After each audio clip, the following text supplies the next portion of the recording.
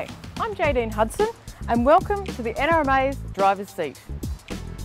From the front, this looks like a typical Volkswagen Golf hatch. But from the side, the uniqueness of this car is instantly recognisable. The all-new Golf Wagon. So why would you choose the wagon over the regular hatch? Well, it's simple. In a word, space. The wagon has almost double the luggage space of the hatch. Fold the seats down and this grows to 1,495 litres. A clever feature is the red indicator, which is visible from the front seats, that warns if one of the two rear backrests is not fully engaged when lifting the seat back up again. Inside, the wagon is basically the same as the hatch. Switchgear is the same, all the dials are the same, and that's not a bad thing. Volkswagen is really forging a name for itself for good presented cabins and great interior feel and quality materials. Like the hatch, the wagon has the ability for the steering column to be moved forward and back and up and down, so you can find that perfect driving position. The key difference between the wagon and the hatch in the rear is actually the seats. They're a little bit more elevated than in the hatch, so you sit higher up, which is particularly handy for the children. There are clips here for the cargo partition net.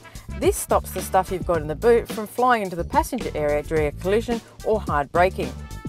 One thing we particularly like in the Golf is the fact that you can actually get a digital speedo readout right in your line of sight, so you don't actually have to take your eyes off the road as much as you normally would by looking at a conventional speedo. Given the pair share the same wheelbase, basic measurements, drivetrain and mechanicals, it's not all that surprising that the wagon drives pretty similar to the hatch. The most obvious difference is the weight penalty. The wagon weighs about 100 kilos more, so performance is slightly blunted.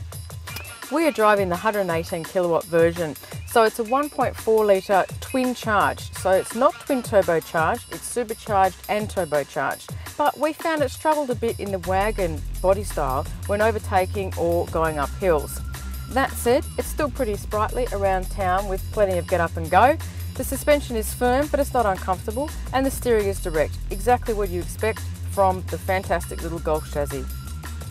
The Golf Wagon has a 7-speed DSG, which is a direct shift gearbox, which makes light work of gear changes, but it does have a slight hesitation on takeoff. This version of the Golf Wagon costs $33,990 plus on-road costs, which isn't bad for a car that can basically do all the same things as the regular hatch, but has the flexibility and space for the family or those who like to get out and about. Like the hatch, the wagon comes with a 5-star European NCAP safety rating, which is great if you've got precious cargo on board. There is plenty of room for a capsule, a fully fledged convertible seat, or even a booster seat.